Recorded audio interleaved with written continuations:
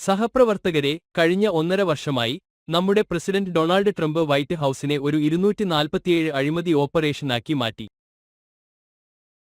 ഇതൊരു ദേശീയ പ്രതിസന്ധിയാണ്. നമ്മൾ അങ്ങനെ പെരുമാറാൻ തുടങ്ങണം.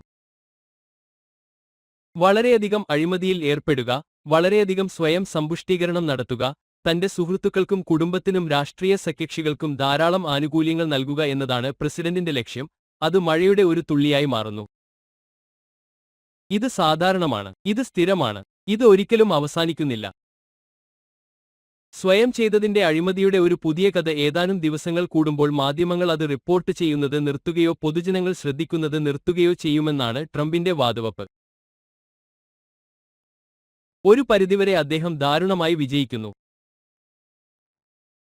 എന്നാൽ നമ്മുടെ എല്ലാ രാഷ്ട്രീയവും ഇത്ര അഴിമതി നിറഞ്ഞതായതിനാൽ ഇത് സാധാരണമാണെന്ന് പൊതുജനങ്ങൾ നിഗമനത്തിലെത്തുമെന്ന് അദ്ദേഹം വാതുവയ്ക്കുന്നു. മുൻ പ്രസിഡന്റുമാരെല്ലാം ഇത്ര അഴിമതിക്കാരാണെന്ന് ഓരോ സെനറ്ററും. അത് ശരിയല്ല.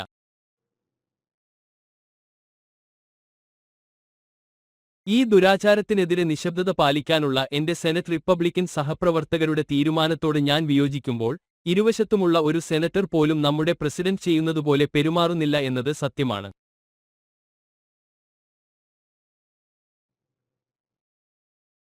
സെനറ്റർമാരും റിപ്പബ്ലിക്കന്മാരും ഡെമോക്രാറ്റുകളും നമ്മുടെ വോട്ടുകൾ പണത്തിനോ രാഷ്ട്രീയ സംഭാവനകൾക്കോ വേണ്ടി കൈമാറ്റം ചെയ്യുന്നില്ല.